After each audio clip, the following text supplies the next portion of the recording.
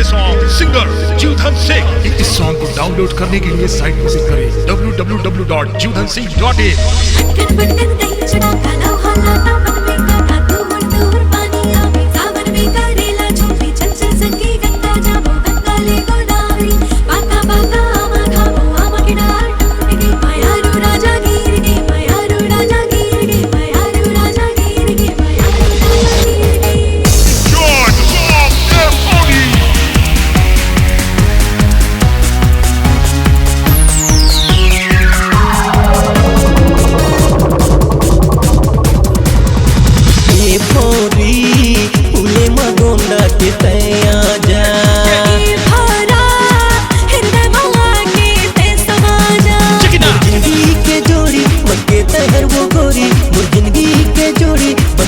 हर वो गोरी दिल के तस्मत समाजा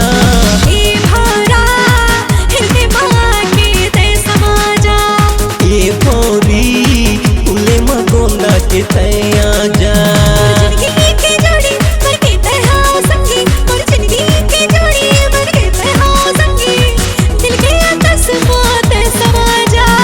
ये भोरी उले मगोंदा के तैया जा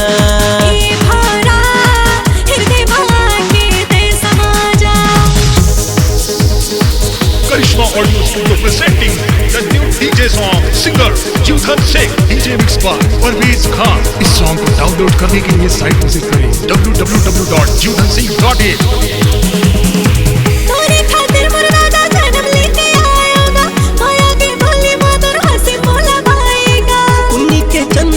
रूप तोर चमके वो कारी नागिन कसरानी चाल तोर मटके वो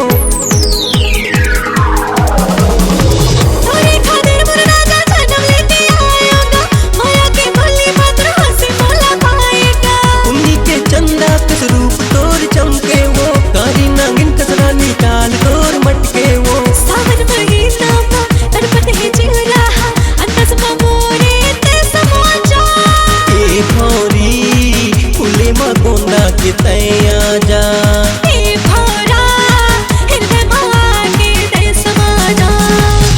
Enjoy the song M.O.D.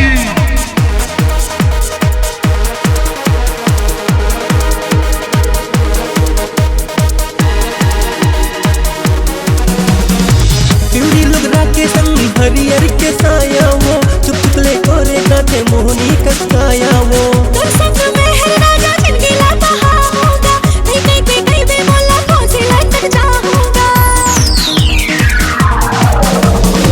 Puree लुगरा के संग हरियर के साया वो चुप चुपले कोरे काटे मोहनी कसकाया वो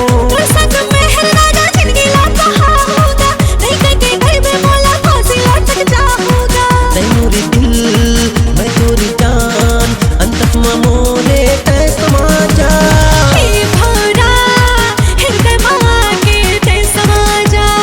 ये भोरी उले मगोंदा के तैया जा मोर जिंदगी के जोड़ी बनके तहर वो गोरी मोर जिंदगी के जोड़ी बनके तहर वो गोरी दिल के तस्मत समाजा।